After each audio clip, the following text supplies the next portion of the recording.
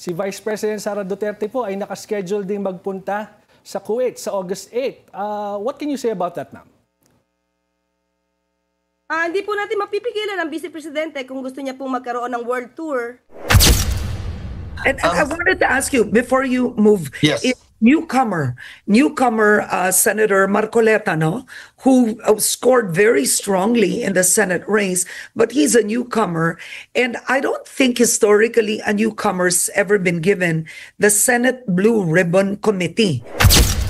Ng tao, ito Ngayon, po. pananagutan mo bilang angkor na huwag ka maging bias, ano? Ayan, tama itong si Marcoleta, no? Pag-usapan natin itong si Marcoleta, sinita itong si Karen Davila dahil nga sa isang interview dito kay Cheese Escudero, okay? Na isang tanong doon ay patungkol po, kino-question po ang bakit ang nalagay sa Blue Ribbon Committee ay itong si Senator Marcoleta. Okay? At napahiya si Karen Davila doon sa mga sagot ni Cheese Escudero. Ipapakita ko sa ang buong interview niyan patungkol dito kay Marcoleta, ha? Ang kanilang interview ni Cheese Escudero. Para si Karen Davila kasi, ang asta niya sa tanong, parang wala siyang tiwala dito kay Marcoleta. Isang kababago lang na senador, no?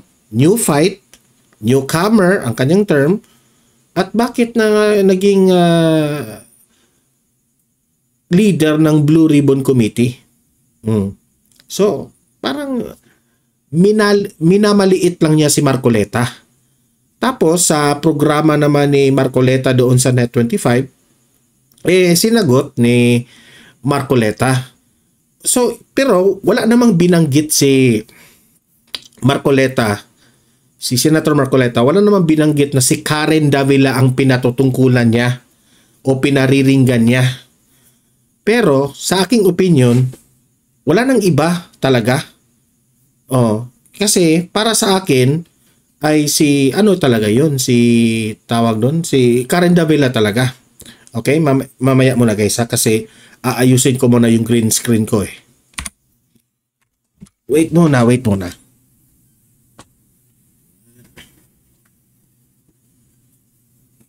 Okay, ayos na. Nalaglag ayan. Okay na? Okay na, nalaglag kasi. Okay, so yun po ang unang topic na pag-uusapan natin, okay? At talagang binutata nitong si Marcoleta, itong si Karen Davila. Mamaya pakikinggan natin yung programa ni Marcoleta. Ito, pangalawa nating pag-usapan ay ito ngang si Auntie Claire Castro. I think interview ito sa Bilyonaryo News at parang kinakantsawan, no? Parang kinakantsawan ni Attack Dog Claire Castro itong si VP Sara na bahala na siya diyan kung anong gagawin niya, mag world tour raw. Yung world tour na ginamit niya dito kay VP Sara, parang si VP Sara parang music artist na nagwo-world tour. Yan ang sabi niya na lagi niyang kinakantsawan na nagbabakasyon raw itong si VP Sara. Okay, sige Claire Castro. Alam mo naman Claire Castro na ikaw ay dinisenyo ng Malacanang para atakihin lang ang mga Duterte. Naiintindihan ka namin. Pero mamaya, hindi kita papalagpasin, talagang babanatan kita. Okay? So, yun po ang ating mga pag-uusapan ngayong araw na ito. Pero guys, bago ang lahat, help me po muna na i-like at saka i-share itong video na ito para guys, kakalat ito sa taong bayan. Okay? Sabay-sabay muna tayong mag-like and share sa Donmar TV. Itong video na ito, like and share. 1, 2, 3, go! Okay, naka-like and share na ba lahat? And also guys, sa mga bago pa lang dito sa aking channel, mag-subscribe na po kayo para lagi kayong updated sa ating mga balita. And at the same time, yung mga cellphone ninyo, ma-notify yan kung meron tayong breaking news, bagong uploads, o kung nagla-live ang ating channel. Ma-notify kayo lahat dyan. Kaya mahalaga po na mag-subscribe tayo sa Donmar TV. 1, 2, 3, go! Ayan, nakasubscribe na ba lahat? Okay. Unahin muna natin ha, ipapakita ko muna sa inyo itong interview ni Karen Davila kay Cheese Escudero. Questioning Cheese Escudero, bakit si Marcoleta, isang new fight, isang newcomer, ang nilagay dyan sa Blue Ribbon Committee. Parang minamaliit niya, questioning ang kakayahan ni Marcoleta. Ito, panoorin natin. And I wanted to ask you, before you move, Yes. newcomer Senator Marcoleta, no, who scored very strongly in the Senate race, but he's a newcomer, and I don't think Parang sinabi niya, but he is a newcomer. Oh, what's wrong, Karen Davila, if he is a newcomer? Matalino yan si Marcoleta. O bakay hindi mo matanggap na siya yung nilagay sa Blue Ribbon Committee dahil si Marcoleta lang naman ang isa sa mga instrumento na nagpalaglag ng ABS-CBN. Kaya pala. Di ba? Sa sobrang galing ni Senator Rodante Marcoleta, sa kanyang kagalingan, nung panahon na siya ay kongresista sa House of Representatives, di ba maalala mo, Karen Davila, hindi makakalusot ang mga attorney ng ABS-CBN kung ano-ano mga palusot ninyo, sa mga tax ninyo, sa mga ginagawa nyo sa mga employees ninyo. Di ba? Especially yung mga cameraman, yung mga crew ninyo, di ba? Hindi pinalagpas ni Marcoleta, hindi kayo nakalusot dahil sobrang magaling ni Marcoleta. Okay, Karen, naalala mo ba yun? newcomer, and I don't think historically a newcomer's ever been given the Senate Blue Ribbon Committee. No? I mean, it doesn't mean he'll do a bad job, not at all, but it's a surprise to many that a newcomer is Sinagot ito ni Cheese Escudero. Tingnan nyo. the chairman of the Senate Blue Ribbon Committee, and some have said Pahiya siya dito sa sagot ni Cheese Escudero. it was your way to essentially court and win over the Duterte bloc. What are your thoughts? How did that happen? Again, Karen, that's par for the course because I think these accusations were raised during the campaign for Senate presidency. Kasi ang Karen, kaya siguro si Marcoleta ang nilagay sa Blue Ribbon Committee, and alam naman natin na itong si Marcoleta ay Duterte block ito, kasama nila Bato, sina Bongo, Amy Marcos, Robin Padilla. Alam mo naman na isa ito Duterte block ang nagpanalo dito kay Cheese Escudero.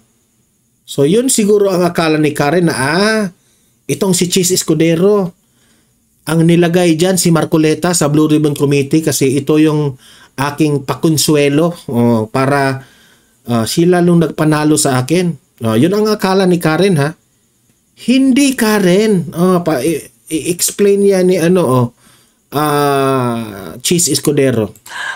Senator Marcoleta is not a newcomer. In the Senate perhaps, but not in the House. Correct. Nakasama ko si Senator Marcoleta nung nasa Kamara pa lamang ako. So he's been in Congress for quite some time.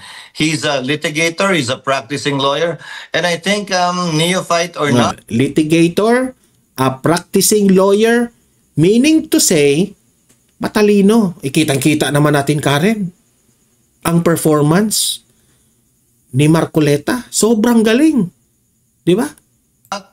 he will do a good job as the Blue Ribbon Committee chairperson. At naniniwala si Cheese na malaking tulong po si Marcoleta sa posisyon na yan. And raise the flag of the institution through his stewardship of this committee. For me, Karen, hindi naman kapansanan ang pagiging bago eh. Hindi rin lamang yung pagiging matanda na. Pantay-pantay lang kaming lahat sa Senado. Bago Exactly. man o luma, matagal man o ngayon lang. We are all senators elected by the people and we have one Correct. vote each. Hindi mas maraming boto yung veterano ha. Hindi kalahating boto yung bago at bata. We all have the same votes and Correct. I think it would be unfair to say the least na maliit Karen, it's very unfair on the part of Marcoleta kung gaganyanin. Okay? It doesn't mean, Karen, na ikaw ay matanda na sa Senado, ikaw yung ilagay dyan sa Blue Ribbon Committee o ikaw man yung Senate President. It's the intellectual capacity ng isang senador. Kung saan siya pwede dahil si Marcoleta has a large experience when it comes to, alam nyo na, sa mga ganitong bagay. So why question him? Or bitter ka lang kay Marcoleta dahil sa ABS-CBN? Nagtatanong lang ako, Karen, Nagtatanong lang ako. yung kakayanan nung bago, nung bata at sabihing mas may kakayanan. Automatic yung mas nakatatanda o mas matagal nang naniliyan. Meaning to say, itong si Senator Marcoleta, matalino, kaya pinili nila. Kaya sang-ayon sina Jinggoy Estrada, kita ko yung one of his interview, vlog natin kanina, and also itong si Cheese Escudero. Nagkasama na sila nung time na ito ay nasa kongreso pa, itong si Cheese Escudero. Kilala niya si Marcoleta. Alam niyang may kakayahan yung tao. Okay? Ngayon naman, kayo na ang humusga. Itong video na ipapakita ko sa inyo, sino ang pinatutungkulan ni Marcoleta dito? Ni Senator Marcoleta. Sino? Si Karen Davila ba ang pinatutungkulan ni Marcoleta dito? Ito, panoorin natin. Hindi kagaya ng mga ibang mga nasa television. Opo. Bakit sa Senator Marcoleta, anong nasa mga anchors na ito? Itong nasa television. Makadali kasi ng trabaho nila eh. Ang trabaho lang nila magtanong eh. Correct. At saka magparatang. Minsan, Pero kahit kailan itong mga ito, hindi pa sila nalagay sa kalagayan na sila naman ang tinatanong. Nako. Di ba? Parang nahihinuha ako na Kasi, yan. kasi tinangka ako na ipatawag doon sa ABS-CBN hearing nung kaniyang renewal. Opo. Ayaw pumunta. Magaling lang sila, mag-imbita na sila pag tatatanungin ka sa programa nila. Pero pag silang inimbita mo... Yung mga anchor ba tinutukoy nyo, Sen? Mga anchor din nila? Anchor ba yung tawag doon? Anchor po ang tawag doon. So meaning to say, meron palang mga anchor na pinatawag noong hearing ng ABS-CBN. Pero ayaw naman pumunta doon. Kasi mabutata sila sa mga question eh. Di ba? Sino kaya ang mga ini-invite nung hearing ng ABS-CBN sa Kongreso? This is the time of Presidente Duterte, Isa ba si Karen Davila ang ini-invite at that time na ayaw pumunta? Kasi takot siguro i-question. Kasi wala kang dapat ikakatakot questionin doon kung wala namang violations ang inyong network, yung ABS-CBN, di ba? So sino kaya? Nagtatanong tayo sinong anchor na ito? Broadcaster, announcer. Yan, yung mga yan. Nang kanilang napag-aralan lang at nagkaroon ng kasanayan, ay yung magtatanong ka lang. Pero alam mo, pati pagtatanong alam mong may pagka-personal Kasi kung ikaw anchor ka dyan, kailangan mabigyan natin ng konting emphasis ito. pag angkor ka at ang tinatalakay mo yung sinasabi nating public affairs, Opo. makikinabang ang tao dito eh. Sapagkat lalong-lalo na kung alam nilang ikaw ay matagal na dyan sa profession na yan. At kilalang-kilala ka eh. Opo naman, oo. Mapagkakamalang ka na napakagaling mo. Ah. Depende sa mga taong kinakausap mo, di ba? Opo, oho. Ibig sabihin, naniniwala sila sa iyo. Eh. Nagkakaroon sila ng paniniwala na maaaring lahat ng naririnig nila, lalo na sa pagtalakay mo ng mga issues, nakakakuha sila ng mga batayang impormasyon na nakapagbibigay sila ng Siyempre iba po, yung kaalaman. Magmumold yan sa isipan ng tao. Ito Ngayon, po. pananagutan mo bilang angkor na huwag ka maging bias, ano? Ay. Kailangan kailangan objective ka para hindi mo mailigaw ang tao sa paniwala na dahil nga sa pagtatanong mo, akala mo yung taong pinararatangan mo, akala mo'y ganon. Oho, Correct. tama. Kapag hindi ka objective, pag hindi ka nasa gitna, hindi ka dapat nandun eh. Sa akin lang. Sa akin lang. Kasi ang responsibilidad mo, Meaning to say bias. napakalaki. Oho. Kumbaga, public property ka na eh. Totoo po yun. Naniniwala sa'yo, nakikinig Public sa'yo ang figure tao. na yun eh. Tama. Kasi kung sino-sino, Yan ang ibig sabihin ni Marcoleta. Kung si Karen Davila man ang kanyang ibig sabihin, si Karen Davila po ay isang well-known broadcaster, news anchor.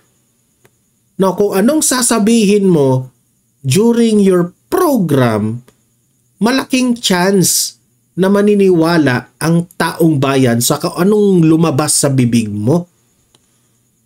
Now, kung ang tanong mo ni kay Cheese Escudero ay parang diskumpiyado ka na why Marcoleta ang nilagay sa Blue Ribbon Committee? Why? So yung mga audience mo, Karen Davila, na nakikinig, bobo pala si Marcoleta kasi kinu-question man ni Karen. So gaganon yung perception ng taong bayan, di ba? Kaya itong si Marcoleta ngayon nagre-react. Medyo hindi po tama yung style ng questioning ni Karen Davila. Di ba? You could have said na Marcoleta is bagong senador.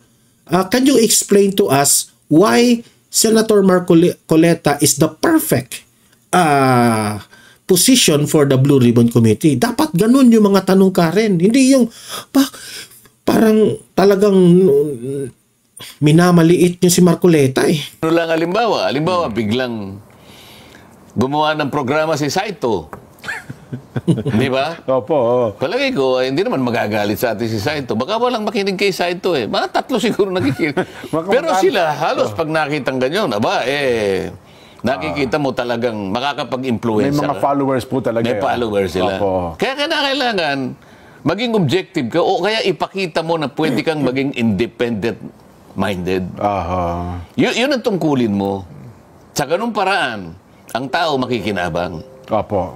Pero halimbawa, kunwari si Nelson, congressman. Bakit naman si Nelson nilagay sa Sa isang committee sa Committee on Sports? Oho. Ano namang alam na, mga ganon. Bakit mo, May side comment pa. bakit mo naman miminosin naman ang kakayahan? Ba't kilala mo ba si Nelson, si Congressman Nelson? Hindi mo ang kilala eh. Di ba? Maaaring kilala niya sa pangalan, pero yung katauhan at kakayahan niya, baka hindi niya alam. No? Tingnan mo yung balat ni Nelson. Hindi man maputi ka niya. Bakit nilagay mo sa sports? Okay sana, Sen, kung talagang tinitingnan lang yung qualification. Pero kung may mga nauna pang pangyayari, ang tanong ay, paano nanalo yung taong yan? Yun na nga eh. Sa umpisa pa lang, hindi mo na napakita na ikaw ay may kakayahang maging objective. Yung walang personalan, doon kakikilalanin ng tao eh. Opo.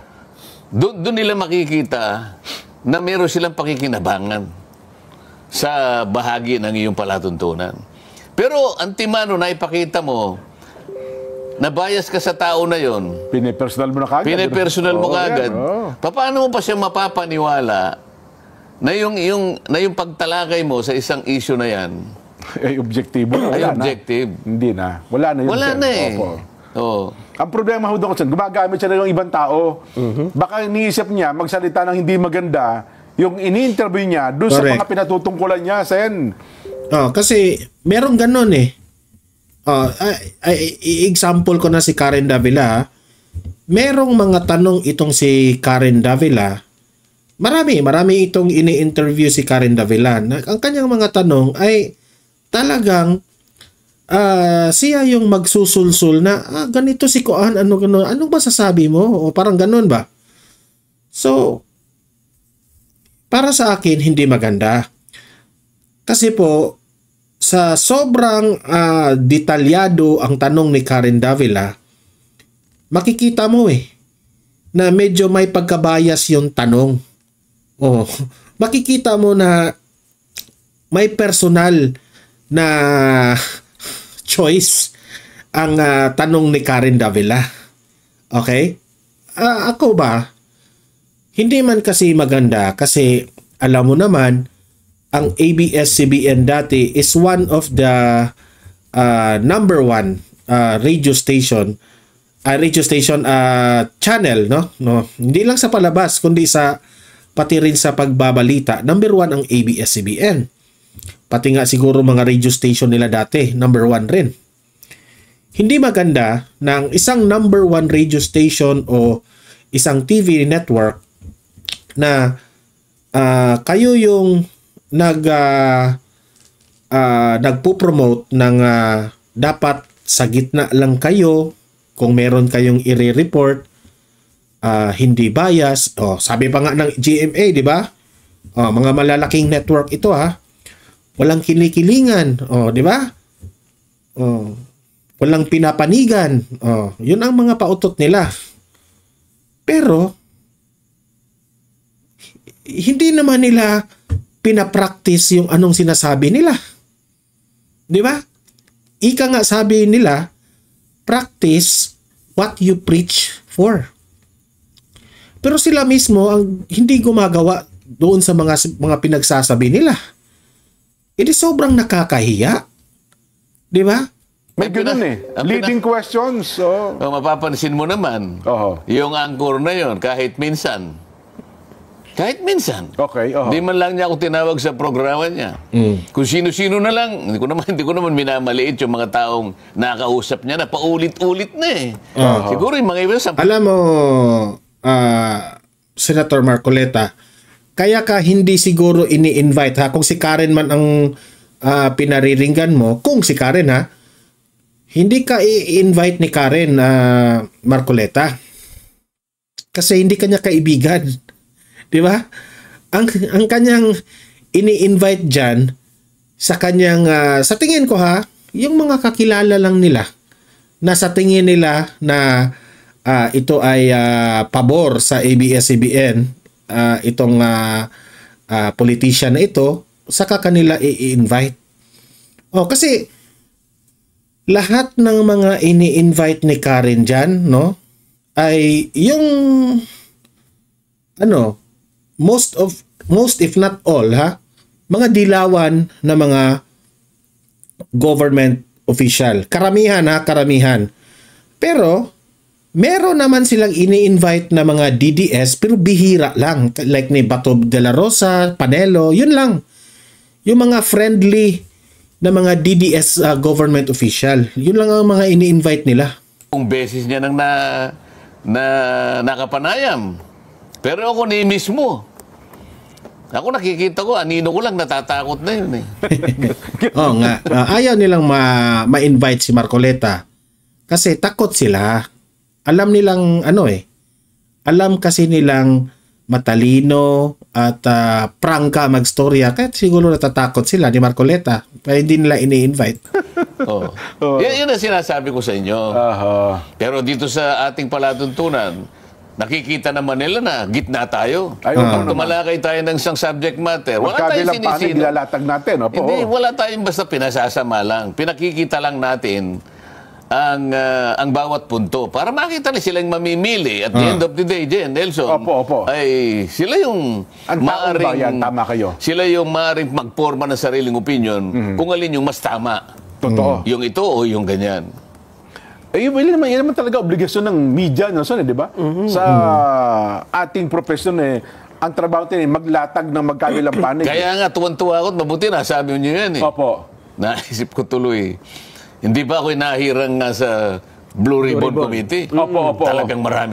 Maraming nagsisay. Yung lang text na tinanggap ko Aba, yung sabi niya, congratulatory, yan talaga ang bagay sa'yo. Napakarami ng gano'n, Maraming nag-appreciate kay Marcoleta na siya ang nailagay dyan sa Blue Ribbon Committee. Magaling si Marcoleta. No question about that. Hindi na yan dapat pinag-iisipan. Di ba?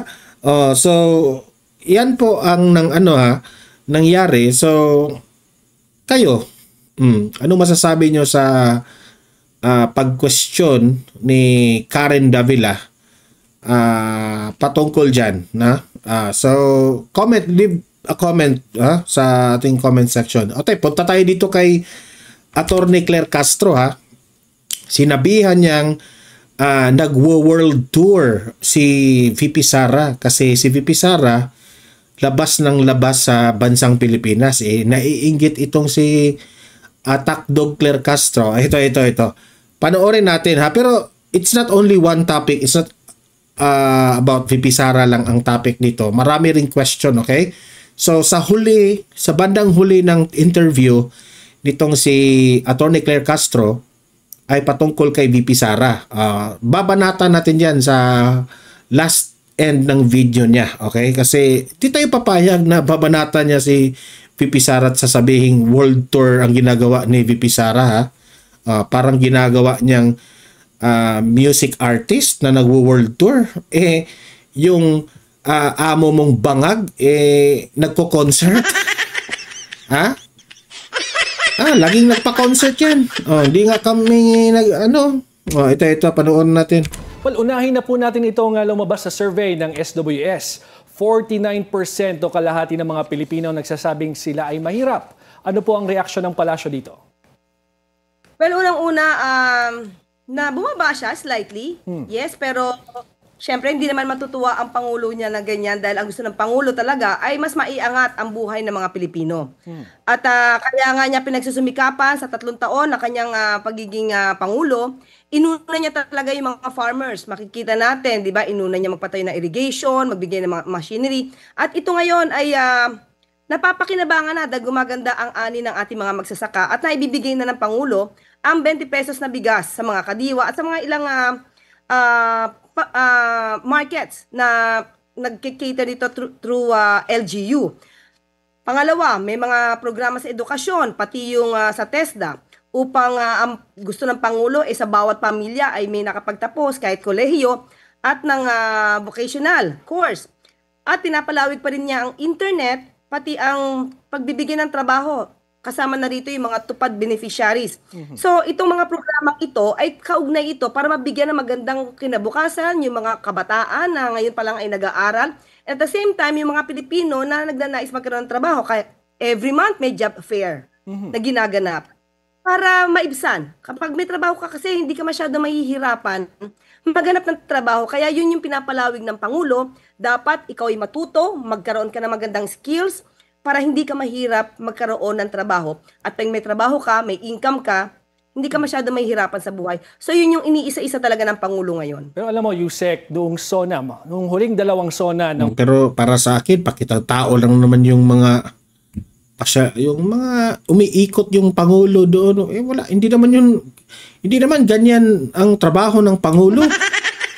Turo-turo doon sa sunog. Pumupunta doon sa mga isdaan. Yan ba'y trabaho ng Pangulo? Pangulo ay lengthily diniscuss niya yung awareness niya tungkol sa walang silbi ang mga numero sa economic improvements kung hindi nararamdaman ng taong bayan. Ngayon po, he's midway to his term. Pero 49% pa rin yung mga Pilipino nagsasabing sila ay mahirap. So hindi po ba mabagal ang aksyon ng pamahalaan hinggil dito? Sa tingin natin kung nababagalan ng iba, tandaan natin ang Pangulo ang nagtatrabaho. Umaaksyon palagi. Nakita naman natin, every other day, kung saan... Action? Nag-a-action nga sa camera lang. Kagaya ng si First Lady Liza Araneta Marcos nung sinita siya na yung kinakantsawan siya doon ng I think ano yun? Anchor yun na ba't nandito ka? Akala ko ba nasa Amerika ka? Diba? Remember that video? Sa akin lang ba? Hindi lang tama na magpakita sa video na doon nakaikot yung Pangulo, nagtatrabaho. Nagpapakita siya sa kamera na nagtatrabaho rin siya. Hindi yun. Pakitang tao lang yun, Claire Castro. Magprangkahan tayo dito ha. Hindi yan trabaho ng Pangulo. Ang trabaho ng Pangulo, no, iisa-isahin niya yung gabinete niya na mag-meeting sila kung ano yung gagawin nila na master plan. Ano ba talagang plano niya sa Pilipinas? Yung ginagawa ni Bongbong Marcos, yung mga maliliit na bagay, mga classroom, nagdudok-dok doon, magpapakitang tao. Maawa naman kayo sa Pilipinas.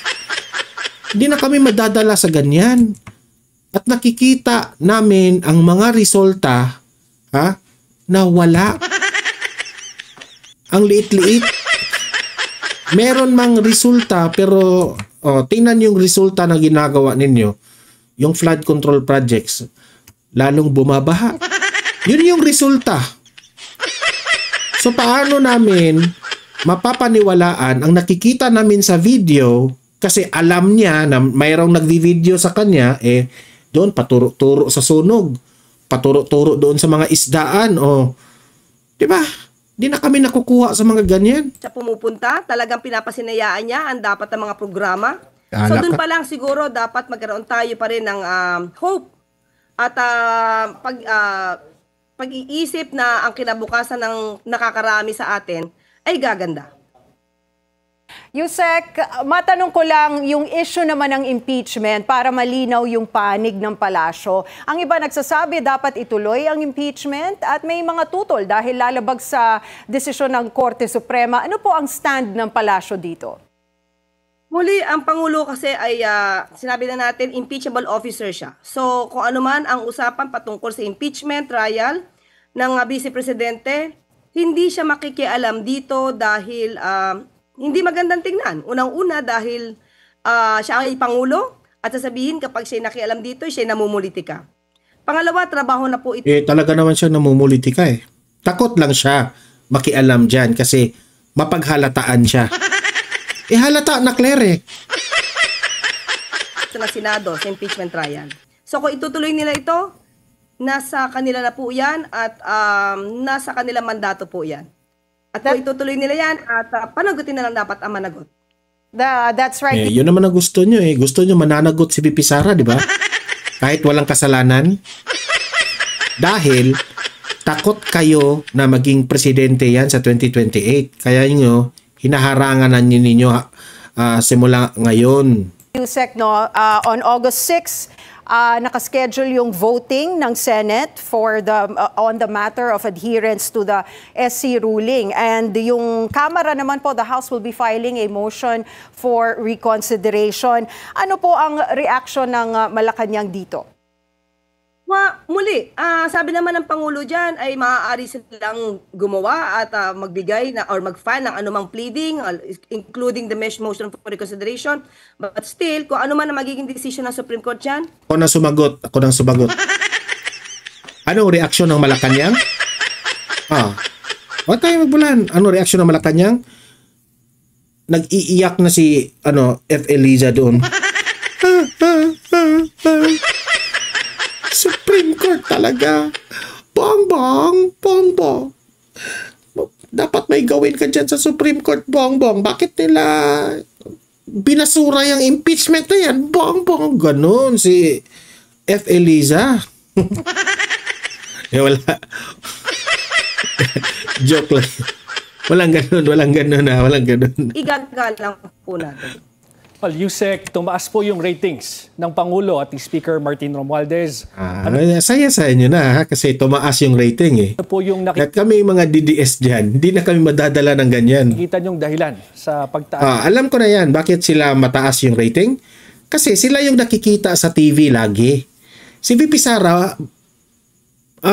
normal yan niya, bababa yung rating niya kasi hindi naman siya nagpapakita ng sa television lagi. Wala man siyang media interview. 'Di ba? Focus man siya dito sa kanyang tatay. Hindi nila binigyan ng sapat na budget yung Office of the Vice President. Talagang bababa yung rating. Pero watch out during the campaign for 2028 election. Good luck. Good luck. Ng ratings ito. Nakikita ng tao kung sino talaga ang nagtatrabaho. Correct. Nakikita ng tao kung sino yung plastic na nagtatrabaho. Yun ang kulang yun eh. Tao kung sino yung may puso para sa taong bayan, para umangat ang buhay ng mga may puso, ayuda. Puso. Pero yung mga tulay nyo bumabagsak kasi tinitipid. May puso. Nakikita rin nila, sabi ko, I feel na di-depreciate nila kung sino talaga yung nagtatrabaho at sino lang yung nagbabakasyon. Nadi-differentiate namin sino yung nagtatrabaho ng plastic at si VP Sara, yung namimigay ng relief goods. Hindi nagpapakita si VP Sara kasi hindi siya epal. Okay? Hindi siya kagaya ni with all due respect ni Leni Robredo ha, siya bigay na. Siya yung namimigay doon, pakitang tao na tumutulong. Hindi. Yung kay VP Sara, ang trabaho ng opisina niya, nakakaskade na. Yan ang trabaho ng leader. Siya yung nagtuturo kung papaano papagalawin yung mga tauhan niya. Hindi yung leader talaga yung nagtatrabaho. Ito yung bibigay. Paano siya makapag-isip niyan kung siya mismo ang mamimigay? Di ba? Alam nyo, Bongbong Marcos is just wasting time na nagpakita sa kamera na nagtatrabaho siya. Kasi yung oras na yan, sana nag-isip siya kung ano ang mabuting gawin niya sa bansang ito. Ang trabaho ng presidente, mag-meeting ng mga malalaking tao, mga cabinet members, lahat-lahat, mga engineers, ganyan, ito yung gagawin natin, ganun, ganyan. Hindi yung naturo-turo doon sa sunog. Mga maliliit na bagay yun eh. Kaya yun sa mga fireman natin, yung turo-turo. Yung nagpakita, nagduduk-duk doon sa eskwelahan. May nilansang daw doon sa eskwelahan. Trabaho ba yun ng presidente? Trabaho yun ng karpintero na hinahire ng gobyerno. Di ba? Kaya yun nila. Yung pagduduk-duk niya, kung ginamit niya yung oras na yun para mag-meeting, magplano, kung anong gagawin ng master plan ng Pilipinas, paano palalaguin ang ekonomiya, ito ang gagawin natin, ikaw ang brain lahat. Kaso, hindi niya kaya yung mga ganon si Bongbong Marcos. Kaya, ang kaya lang niya magduk-duk, magturo-turo sa sunog. Magturo-turo doon sa mga isdaan. Doon sa Mindanao. Yun lang ang kaya niya. Di ba? Hindi niya kaya magplano kung ano yung master plan natin sa Pilipinas eh.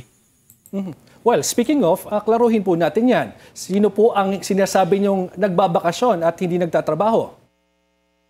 Sino ba yung madalas mag-personal trips? Kayo, alam niyo na yan kung sino. Well, anyway, let's talk about the flood control projects po. Na-identify na ho ba yung mga lugar kung saan ay masasabi nating talagang kontrobersyal at kailangan ng atensyon? Pinapakompleto pa po ng Pangulo ang mga listahan patungkol po dyan at lahat pong iyan ay kung makikita po na may anomalya, hindi po mag-atubili ang Pangulo na... Tingnan nyo. Yan ang gobyernong Marcos. Claro. Yan ang gobyernong Marcos. Baha. Panagutin sila. Pero Sa saan ngayon po po, ang... kinukompleto ko pa lang po. pero Yusek, ang hanggang listahan. saan po aabot itong investigasyon na ito? Hanggang anong level? Bakit si Claire Castro ang tatanungin? Tanungin mo yung House of Representatives. Walang alam si Claire Castro dyan. Ano pong ibig niyo sabihin, anong level? Di ba? Hindi niya alam. Di ba? Hindi niya alam, sir. Wag mo, wrong question. I mean, in terms of individuals, persons na involved dito sa mga problema sa flood control projects, aabot po ba yun sa secretary level? Depende po. Kung may makikita po, kahit kaadyado po yan, dapat mapanagot.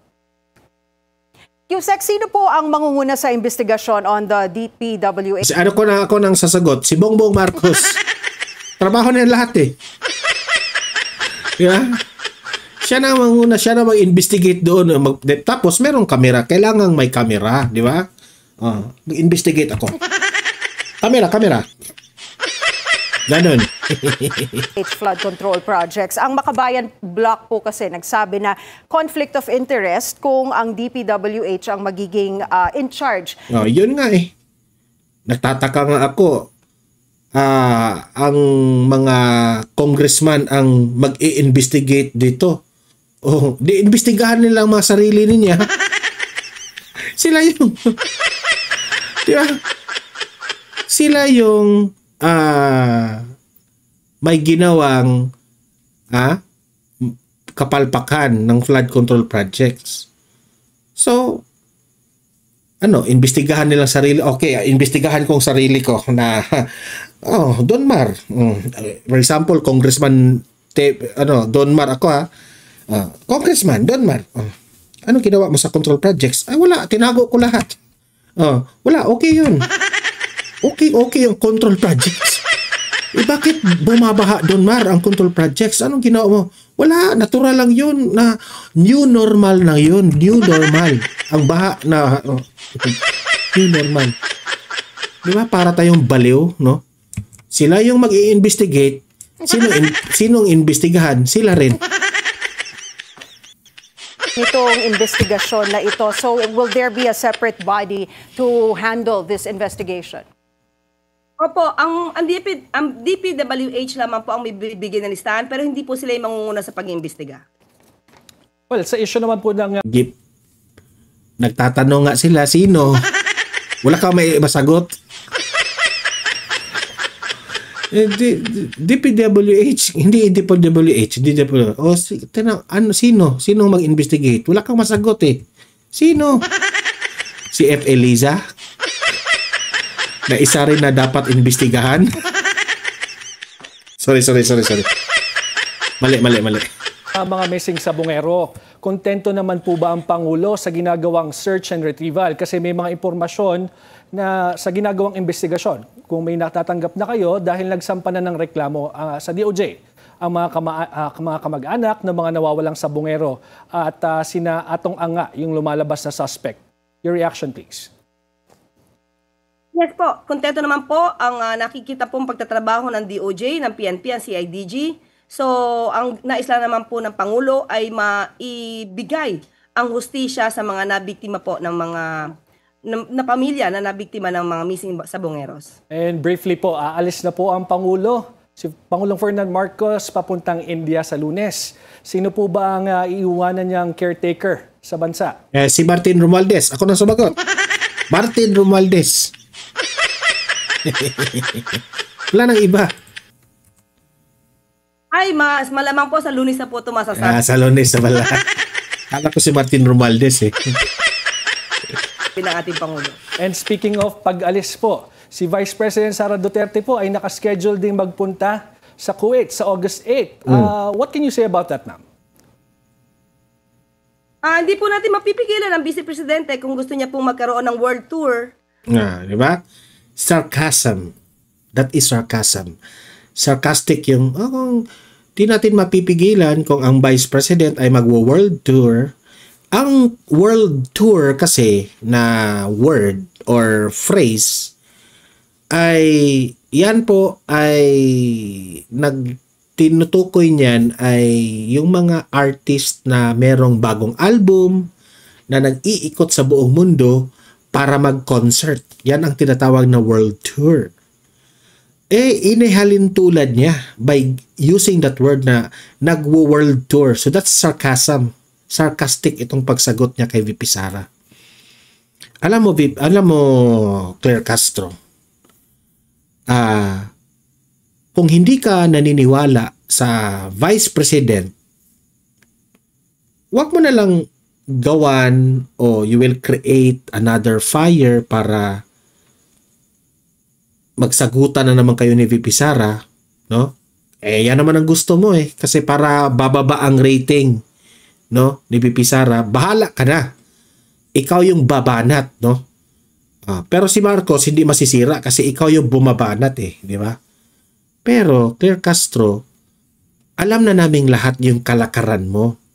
Kinuha ka ni Bangag para atakihin ang mga Duterte.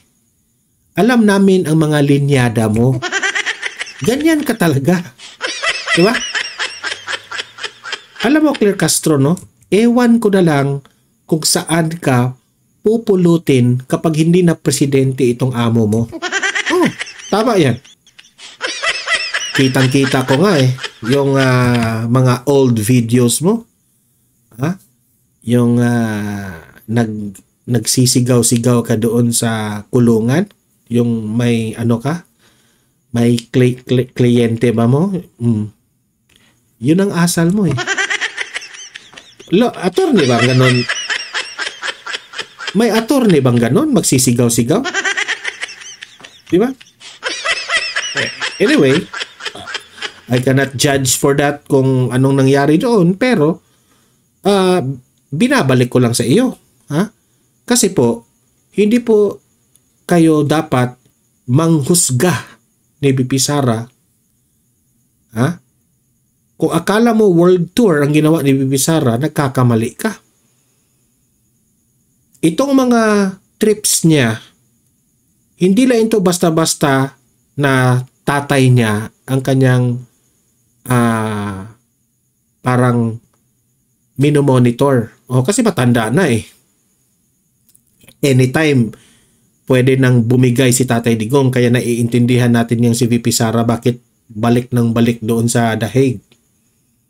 Ang sa akin lang, no, Claire Castro, si VP Sara po, mga OFWs ang mga kinukumusta niya doon. Alam niyo ba, Claire Castro, na malaking ambag ang mga OFW sa atin dito sa bansa? Alam mo ba, Claire Castro, na ang mga Pilipino ay hindi lang nandito sa Pilipinas, kundi ang mga Pilipino ay buong bansa na present ang mga Pilipino? Merong mga Pilipino, halos lahat ng bansa, merong Pilipinong nakatira. Di mo ba alam yan, Claire Castro? Baka nakalibutan mo, di ba? O sadyang bobo ka lang, okay? O sadyang pinoprogram ka lang ng yung isipan mo para atakihin lang ng atakihin ang mga Duterte.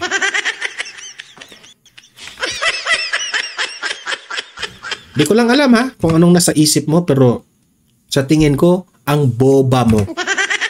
Sa pamamagitan ng kanyang personal trip, hindi po natin alam kung ano yung pupuntahan niya. Wala pa po nasabi sa akin kung personal trip ito ulit. Pero ang hindi ka man spokesperson ng Vice President, so wala ka talagang alam, di ba? Pagtataka lang po, Yusek, no, as my final question to you. Lagi po nilang sinasabi na inaaprobahan naman ng Office of the President ang kanyang pag-alis. Di ba? So bakit Pahiya siya dyan pinapayagan ng Pangulo ang pag-alis niya kung sinasabi niyo po na dapat ay nagtatrabaho siya?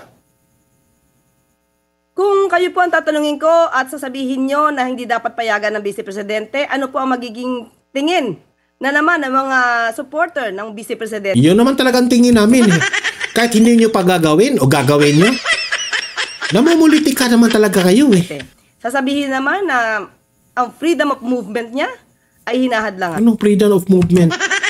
Saan ka nakakuha ng freedom of movement? Attorney ka ba? Kung ganyan po ang gusto niya mangyari at lagi po siya nasa ibang bansa para sa personal trips niya, yan po naman ay cargo niya sa mga taong bayan at sa mga constituents at mga Pilipino. Alright, maraming salamat at happy week. So yun po ang kay Claire Castro. Wala na talaga makukuha tayo dyan. Batikos lang ng batikos. Okay, so libre po kayong mag-comment, mag-react dyan patungkol sa mga sinasabi ni Claire Castro. At usap-usap tayo sa comment section. Guys, don't forget i-like, i-share itong video na ito ha. Mahalaga yan para kakalat sa taong bayan. And sa mga ngayon lang nakita itong ating channel o nakapanood sa ating vlog, subscribe na kayo guys. Kasi libre lang mag-subscribe ha.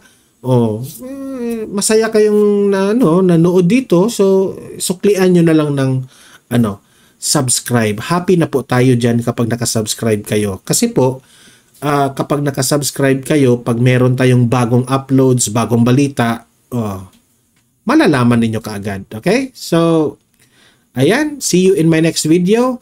Have a great day. Have a great night. And God bless po sa ating lahat. Mabuhay ang Pilipinas. And God save the Philippines. Bye-bye.